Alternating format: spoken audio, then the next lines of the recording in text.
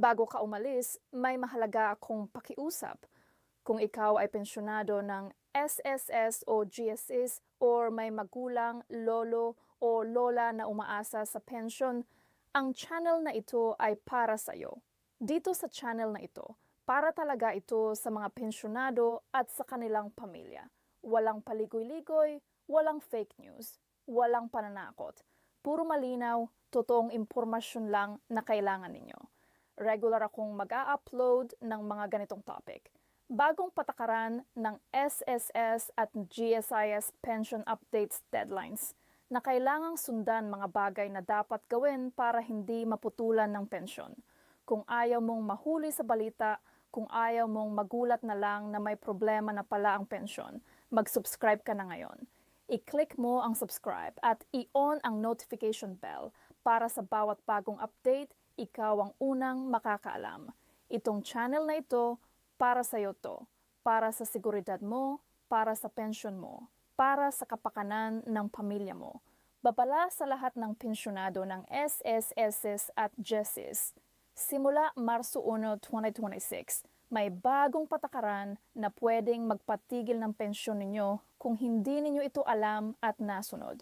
At ang mas masakit, maraming pensyonado ang hindi pa sinasabihan. Kung ikaw ay pensyonado o may nanay, tatay, lolo o lola na umaasa sa buwan ng pensyon, huwag na huwag kang alis sa video na ito. Isang simpleng pagkukulang lang sa isang proseso, isang deadline na hindi mo namalayan at posibleng mawala ang buwan ng pensyon, pati ang 13th month pension. Sa video na ito, ipapaliwanag ko ng malinaw at simple. Sino ang apektado, ano ang bagong patakaran, ano ang dapat gawin ngayon na at paano masisigurong hindi mapuputol ang inyong pensyon manood hanggang dulo. Dahil ang impormasyong maririnig mo dito ay maaring magligtas ng pensyon at ng kabuhayan ng pamilya ninyo. Mga kababayan, kung kayo ay isang pensyonado ng SSS o GSS o kung mayroon kayong magulang, lolo, lola o kamag-anak na tumatanggap ng pensyon, pakiusap na panoorin ninyo ito hanggang katapusan dahil ang impormasyong ito ay direktang nakakaapekto sa inyong buhay simula Marso 1, 2026. Maraming bagong patakaran ang ipinatupad na at maraming pensyonado ang hindi pa alam ang mga ito. Huwag kayong maging isa sa mga mahuhuli o maaring maputulan ng pensyon dahil lamang sa kakulangan ng impormasyon.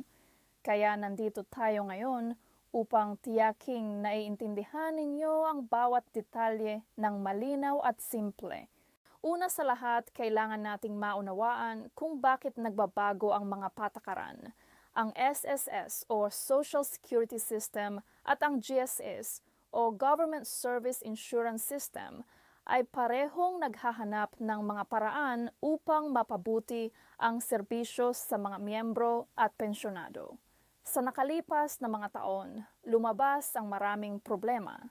Halimbawa, may mga natuklasang nagtatanggap pa rin ng pensyon kahit na ang pensyonado ay namatay na, may mga hindi na napapatunayan kung buhay pa ang tatanggap, at may mga proseso na napakaluma at napakahirap para sa mga matatanda.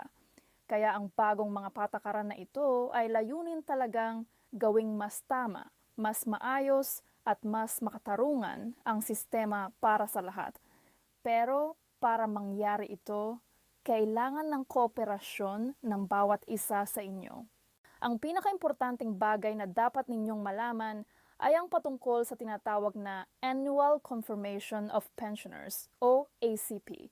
Sa madaling salita, ito ang proseso kung saan kailangan ninyong patunayan taon-taon na kayo ay buhay pa at aktibong tumatanggap ng inyong pensyon. Ito ay hindi bago sa ganap na paraan, mayroon na itong ginagawa dati. Pero ang mga bagong patakaran simula Marso 2026 ay nagdadagdag ng mas mahigpit na mga kinakailangan at mas malinaw na mga deadline. Kung hindi kayo makasunod sa itinakdang proseso sa loob ng takdang panahon, may posibilidad na pansamantalang mapigilan ang inyong pensyon hanggang sa mapatunayan ninyo ang inyong pagkakakilanlan at katayuan. Ngayon, pag-usapan natin ang tungkol sa kung sino ang apektado. Ang sagot ay simple, lahat.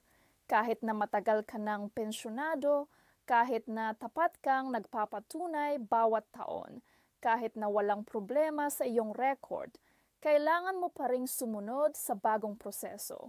Walang exemption para sa sino man. Maging ikaw man ay 60 taong gulang o 90 taong gulang, maging ikaw man ay nakatira sa Pilipinas o nasa ibang bansa, maging ikaw man ay malusog o may karamdaman, lahat ay kailangan na sumunod. Ang tanging pagkakaiba ay ang paraan at ang mga tulong na mayroon para sa mga espesyal na kaso tulad ng mga matatanda at may kapansanan. Isa sa pinakamahalagang pagbabago ay ang paggamit na ng digital o online na sistema para sa pagpapatunay. Dati, kailangan pang pumunta sa opisina ng SSS o GSIS para personal na magpapatunay. Ngayon, pinapahintulutan na ang pagpapatunay sa pamamagitan ng SSS mobile app o ang GSIS e-card system. Para sa mga pensyonado na komportable sa paggamit ng smartphone o tablet, ito ay isang malaking kaginhawaan. Ang proseso ay ganito. I-download ang SSS mobile app sa inyong telepono, mag-login gamit ang inyong SSS number at password, hanapin ang option na Annual Confirmation of Pensioners o ACP at sundin ang mga hakbang na lalabas sa screen. Isa sa mga hakbang na iyon ay ang pagkuha ng selfie o litrato ng inyong mukha na direktang kukunin sa pamamagitan ng app at ang paglalagay ng inyong mga fingerprint kung mayroon itong biometric na feature ang inyong telepono. Ito ay ginawa para tiyaking kayo talaga ang gumagawa ng pagpapatunay at hindi lang iba para sa inyo. Pero alam naming hindi lahat ay may smartphone o may kaalaman sa paggamit ng teknolohiya. Para sa mga pensyonadong hindi komportable sa online na paraan, nananatili pa rin ang option na pumunta sa pinakamalapit na SSS o GSS branch. Mayroon ding mga bayad centers, mga LBC outlets, at iba pang accredited na mga tanggapan na makakatulong. Ang pinakamahalagang bagong karagdagan dito ay ang tinatawag na pensioner authentication na ginagawa sa pamamagitan ng biometrics. Ibig sabihin, ang inyong fingerprint o retina scan, kailangan ninyong magdala ng valid ID, ang inyong UMID card o SSS ID at handa na ang inyong sarili para sa biometric na pagpapatunay. Ito ay hindi masakit at mabilis lamang, pero kailangan talagang personal na pumunta dahil hindi ito magagawa ng iba para sa inyo maliban sa ilang espesyal na sitwasyon. Pag-usapan natin ang tungkol sa mga espesyal na sitwasyon. Halimbawa, paano kung ang pensyonado ay malubha ang karamdaman at hindi makalabas ng bahay? Paano kung nakaratay siya sa ospital? Para sa ganitong mga kaso, mayroong provisions para sa house visit o hospital visit kung saan ang isang autorisadong kinatawan ng SSS o GSIS ay maaring pumunta sa inyo. Pero kailangan itong ihilingin ng maaga, hindi ito automatikong mangyayari. Kailangan ng formal na kahilingan mula sa kapamilya o caregiver ng pensyonado kasama ang medical na sertipiko na nagpapatunay ng kondisyon. Ang prosesong ito ay maaaring tumagal ng ilang araw hanggang 2 linggo bago maiproseso. Kaya huwag hintayin ang huling sandali bago mag-request. Para naman sa mga pensyonadong nakatira sa ibang bansa, ang proseso ay medyo iba. Mayroon silang option na magpapatunay sa pamamagitan ng Philippine Consulate o Embassy sa kanilang bansang tinitirhan. Mayroon din silang option na gamitin ang online na sistema kung available ito sa kanilang lugar. Pero ang pinakaimportanteng bagay para sa mga OFW pensioners o mga retirees abroad ay ang tiyaking updated ang kanilang contact information at address sa SSS o GSS dahil doon ipapadala ang mga abiso at impormasyon tungkol sa mga deadline at proseso. Ngayon, pag-usapan natin ang tungkol sa mga benepisyo na maaring maapektuhan kung hindi kayo sumunod. Una, ang pinakamalinaw na kahinatnan ay ang pansamantalang pagtigil ng inyong buwanang pensyon. Kung hindi kayo makapagtunay sa loob ng itinakdang panahon, ang susunod na bayad ng pensyon ay maaring hindi ilabas hanggang sa makumpleto ninyo ang proseso. Pangalawa, para sa mga pensyonadong may mga dependent na bata o asawa na tumatanggap din ng bahagi ng pensyon, ang kanilang benepisyo ay maaari ring mapigilan. Ikatlo, kung matagal na itong hindi napatunayang aktibo, maaaring kailangan pang pumunta personal sa opisina para maibalik ang pensyon at maaaring mas mahaba pa ang proseso. Pero huwag kayong matakot ng labis. Ang layunin ng mga bagong patakaran na ito ay hindi para pahirapan ang mga pensyonado. Ang layunin ay para protektahan ang mga pensyonado mismo laban sa mga mapanlinlang na tao na maaring gumamit ng inyong impormasyon laban sa mga pagkakamali sa sistema at para matiyak na ang pera ng SSS at GSS ay napupunta sa tamang tao. Sa katunayan, kasama sa mga bagong patakaran ang mga proteksyon para sa mga pensyonado tulad ng mas mabilis na proseso ng pagpapalabas ng pensyon kapag napatunayan na mas malinaw na mga abiso at komunikasyon at mas maraming alternatibong paraan ng pagpapatunay para sa mga nangangailangan ng espesyal na tulong. Isa pang mahalagang bagong patakaran ay ang tungkol sa mga dependent beneficiaries. Ito ay ang mga asawa, anak, o magulang ng pensyonado na maaaring tumatanggap ng benepisyo. Sa ilalim ng bagong patakaran, kailangan din nilang mag-update ng kanilang impormasyon sa SSS o GSIS. Halimbawa, kung ang asawa ng pensyonado ay ang primary beneficiary at ang pensyonado ay pumanaw na, kailangan ng mas mabilis na pagre-report at mas kumpletong dokumentasyon para matuloy ang pagbabago ng benepiaryo. Ang mga dating proseso ay maaaring tumagal ng maraming buwan. Sa ilalim ng bagong sistema, layunin nilang mapabilis ito ng malaki. Pag-usapan din natin ang tungkol sa 13th month pension o Christmas pension na maraming pensyonado ang inaabangan. Sa ilalim ng bagong patakaran, ang mga pensyonado na hindi nakapagtunay ng kanilang katayuan bago ang Nobyembre ay maaaring hindi makatanggap ng kanilang 13th month pensyon sa tamang oras.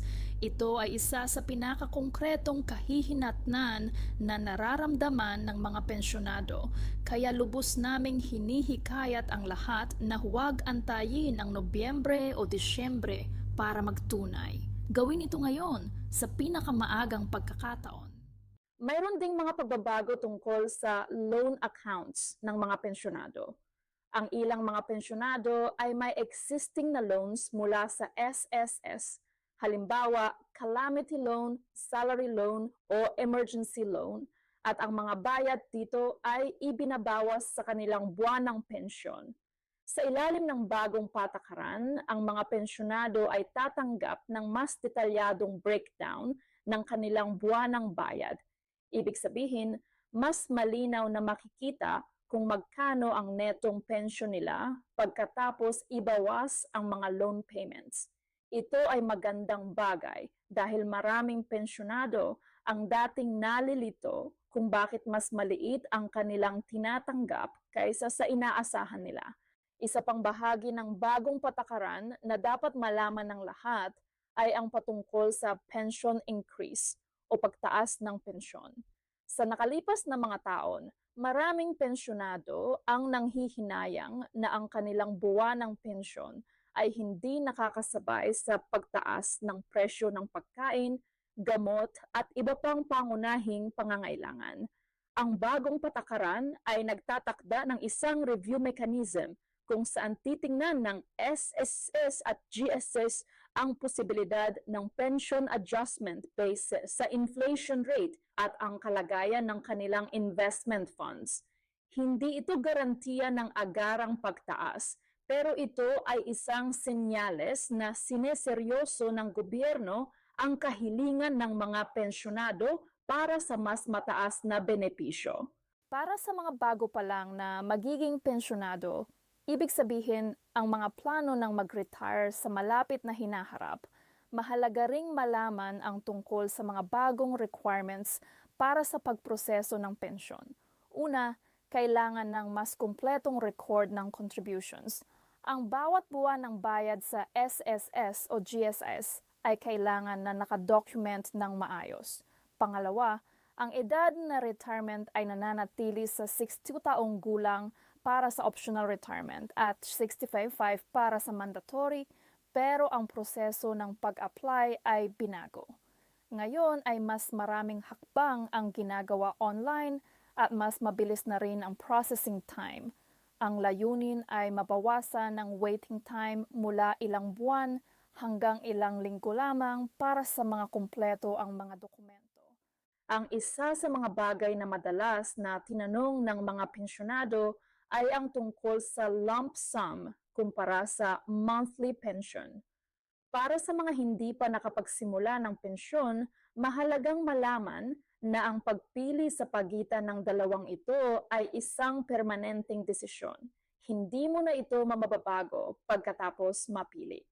Ang lump sum ay nagbibigay ng malaking halaga sa iisang pagbabayad, habang ang monthly pension ay nagbibigay ng mas maliit na halaga, buwan-buwan pero tumatagal habang buhay. Karamihan sa mga financial advisors ay nagre-rekomenda ng monthly pension para sa mga may matagal na inaasahang buhay at para sa mga walang ibang regular na pinagkukunan ng kita.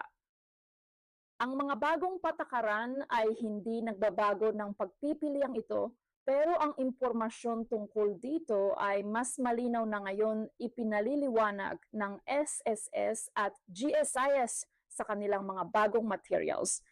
Gusto rin naming banggitin ang tungkol sa mga pensyonado na may kapansanan o disability. Para sa mga ito, mayroon espesyal na proseso ng pagpapatunay na hindi kasing hirap ng para sa mga karaniwan. Halimbawa, ang mga bulag o may malalang problema sa paningin ay maaring magpapatunay sa pamamagitan ng isang autorisadong tao kasama ang medical na dokumentasyon. Ang mga deaf o mute na pensyonado ay may karapatan sa isang sign language interpreter sa mga SSS o GSIS branch kapag pumunta sila para sa in-person na mga transaksyon. Ang mga ito ay bahagi ng mas malawak na commitment ng gobyerno sa accessibility at inclusivity para sa lahat ng mamamayan. Isang bagay pa na gusto naming talakayin ay ang tungkol sa mga scam at panloloko na nagtatarget sa mga pensyonado. Sa pagdating ng mga bagong patakaran, lumalabas na rin ang mga taong nagpapanggap na mga ahente ng SSS o GSS at nanlilinlang sa mga matatandang pensyonado. Tinatawagan nila ang mga pensyonado, nagsasabing kailangan nilang magbayad ng fee para ma-update ang kanilang record o kailangan nilang magbigay ng OTP, one-time password, o iba pang sensitibong impormasyon. Kailangan ninyong maging maingat, ang SSS at GSIS ay hindi hihilingin ng bayad para sa mga regular na proseso ng pagpapatunay at hindi sila tatawag para humingi ng OTP o password. Kung mayroon nagtatawag sa inyo na nagsasabing ahente ng SSS o GSS at hinihingi ang ganitong impormasyon, iputok ang tawag at tumawag sa opisyal na hotline ng SSS o GSES para mag-report. Ang opisyal na hotline ng SSS ay 1455 at ang website ay www.west.gov.ph. Para sa GSES, ang hotline ay 847-4747 at ang website ay www.justice.gov.ph. Lagi itong gamitin para sa lahat ng opisyal na katanungan at transaksyon. Huwag magtiwala sa mga tao o website na hindi opisyal at huwag ibigay ang inyong personal na impormasyon sa sinuman na hindi kayo siguradong lehitimong kinatawan ng SSS o GSIS. Bago tayo magtapos, nais naming bigyan kayo ng isang malinaw na listahan ng mga hakbang na dapat ninyong gawin ngayon. Una, suriin ang inyong account sa SSS o GSS at tiyaking updated ang inyong contact number, email address at home address. Pangalawa, alamin kung kailan ang inyong scheduled na confirmation period. Ito ay karaniwang base sa inyong birth month or sa inyong registration date. Ikatlo, magpasya kung gagawin ninyo ito online o in person at ihanda ang lahat ng kinakailangang dokumento, UMID card o SSS ID at anumang iba pang valid ID. Ikaapat, kung mayroon kayong anumang concern o katanungan, huwag hintayin. Tumawag o bumisita sa SSS o GSIS opisina agad. At ikalima, ipabatid ang impormasyong ito sa inyong mga kapamilya at kaibigan na pensyonado rin. Maaaring hindi pa nila ito nalalaman at ang inyong tulong ay malaki ang maiaambag. Sa huli, gusto naming sabihin sa lahat ng aming mga minamahal na pensyonado, kayo ay nagbuhos ng maraming taon ng inyong buhay at pagsisikap para sa inyong pamilya at para sa ating bansa. Ang inyong pensyon ay isang karapatan na inyong pinaghirapan, hindi isang awa o regalo ng gobyerno. Kaya naman, ang mga bagong patakarang ito ay kailangan ninyong tingnan hindi bilang isang burden o abala, kundi bilang isang paraan para matiyak na ang inyong pinagsikapan ay mananatiling ligtas at regular na darating sa inyong mga kamay. Ang sistema ay gumagawa ng mga pagbabago para sa kabutihan ninyo at ang pinakamabuting maari ninyong gawin ay makiisa at sumunod ng maaga at maayos. Maraming salamat sa inyong oras at pansin sa video na ito. Kung nakatulong ito sa inyo, mangyaring ibahagi ito sa inyong mga kaibigan at kamag-anak na pensyonado rin. At kung mayroon kayong katanungan na hindi nasagot dito, ilagay ito sa comment section at susubukan naming sagutin ang bawat isa. Nandito kami para sa inyo dahil ang inyong kapakanan at seguridad ay palaging mahalaga sa amin. Hanggang sa muli, ingat lagi at mabuhay tayong lahat.